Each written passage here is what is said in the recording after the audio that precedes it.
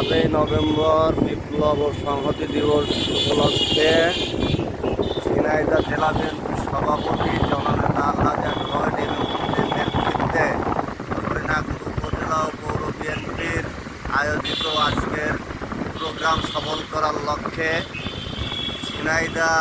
জেলা যুব দলের সংগ্রামী সাধারণ সম্পাদক জনাব মোহাম্মদ আশরাফুল ইসলাম পিন্টু ভাইয়ের নেতৃত্বে যুব দলের নেতৃবৃন্দ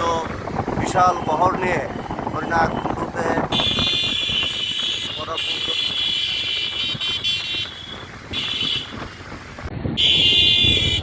সাতই নভেম্বর বিপ্লব ও সংহতি দিবস উপলক্ষে ঝিনাইদহ জেলা বিএনপির সভাপতি জননেতা আলহাজ অ্যাডভোকেট এমএমদের নেতৃত্বে